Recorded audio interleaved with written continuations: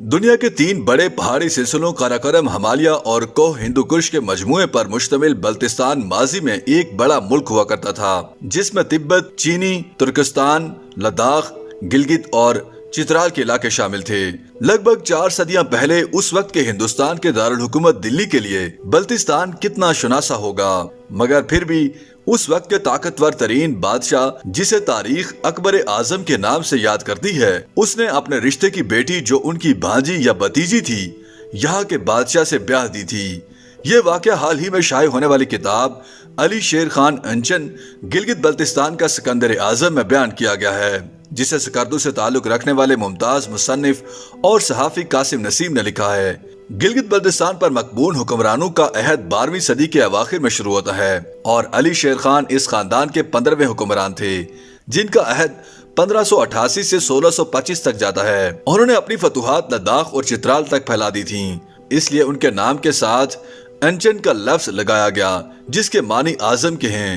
کہتے ہیں کہ جب علی شیر خان نے لداخ کے بدھ علاقوں پر قبضہ کر کے وہاں لوٹ مار کی تو اکبر اعظم کو سخت تشویش لاحق ہوئی، اور اس نے ایک مہم علی شیر خان انچن کے خلاف روانہ کی۔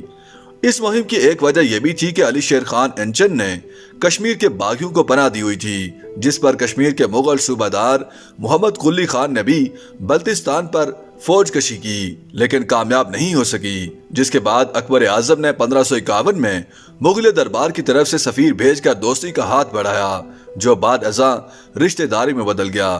یہ شادی اس وقت انجام پائی جب علی شیر انچن دلی کے دورے پر گئے ہوئے تھے۔ شادی کے بعد شہزادی کے ساتھ دلی سے خدمتگاروں کی ایک بڑی جماعت سکردو بھیجی گئی۔ بلتستان کے لوگ بھی اپنے ہر دل عزیز علی شیر خان انچن کی رانی سے بہت عقیدت کا اظہار کرتے تھے۔ مغل شہزادی نے سکردو میں مغل طرز پر باغات بھی لگوائے۔ ان میں سے ایک باغ حلال کی شکل میں تھا، اس لیے اسے حلال باغ بھی کہا جاتا ہے۔ گل خاتون نے ہی بلتستان میں سنگ مرمر کی تعمیرات کو متعارف کروایا۔ گل خاتون جب سکردو آئیں تو شاہی خاندان قلعہ کھرپوچے میں رہائش پذیر تھا۔ یہ قلعہ ایک بلند پہاڑی پر واقع ہے، جو اس انداز سے تعمیر کیا گیا تھا کہ وہاں جانے کا بظاہر کوئی راستہ نہیں تھا، اسی لیے یہ قلعہ ناقابل تسخیر سمجھا جاتا تھا۔ قلعے کے مکینوں کے لیے سرنگوں پر مشتمل خفیہ راستے بنائے گئے تھے۔ گل خاتون نے اپنے محلوں کی تعمیر کے لیے ایک ایسی جگہ کا انتخاب کیا جو شہر سے بلند بھی ہو اور جہاں آنے جانے کے راستے نسبتاً آسان بھی ہوں، جس کو مد نظر رکھتے ہوئے انہوں نے قلعہ کھرپوچو سے نچلی سطح پر دریا سے کچھ اوپری سطح پر پہاڑی علاقے پر ایک عالیشان 5 منزلہ محل تعمیر کروایا، جہاں سے شہر اور دریا کا نہایت خوبصورت نظارہ دیکھنے کو ملتا تھا۔ بعد میں ڈوگروں کے عہد میں محل کو آگ لگا دی گئی۔ مغل شہزادی نے جہاں سکردو میں باغات لگوائے، وہاں ان باغات کو سیراب کرنے کے لیے ست پارہ ڈیم، جو علی شیر خان نے تعمیر کروایا تھا، وہاں سے ایک گنگوپی نام کی ایک نہر بھی نکالی۔ علی شیر انچن کی گل خاتون سے ایک بیٹی کنول رانی تھی، جس کی شادی علی شیر انچن مقامی سطح پر کرنے کے حق میں نہیں تھے۔ علی شیر انچن نے خواہش ظاہر کی کہ ان کی بیٹی کی شادی کسی مغل شہزادے سے ہو جائے۔ دونوں خاندانوں کی رضامندی سے کنول رانی کی شادی اکبر کے بیٹے شہزادہ سلیم سے کر دی گئی، جو بادشاہ بننے کے بعد جہانگیر کے نام سے مشہور ہوا۔ یہ شادی 11 جنوری 1552 میں انجام پائی۔ شادی دھوم دھام سے ہوئی۔ مغل دربار کے سفیر طالب اصفہانی، جو سفارتی امور کے سلسلے میں بلتستان میں تھے، وہ سکردو سے شاہی پروٹوکول کے مطابق بارات لے کر دلی گئے۔ چنانچہ مغل دربار کی طرف سے حاجی مرزا بیگ کابلی اور طالب اصفہانی سفارت پر سکردو پہنچے اور شہزادی کو بما تحفے تحائف ساتھ لے گئے، اور شہزادہ سلیم کے ساتھ اس کا بیاہ عمل میں آیا۔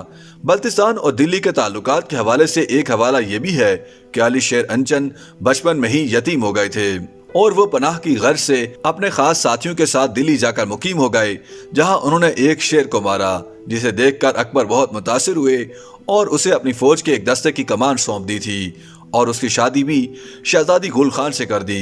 بعد میں جب اکبر نے کشمیر فتح کیا تو علی شیر خان بطور جرنیل ان کے ساتھ تھے، جسے مغل مورخین نے علی رائے کے نام سے یاد کیا۔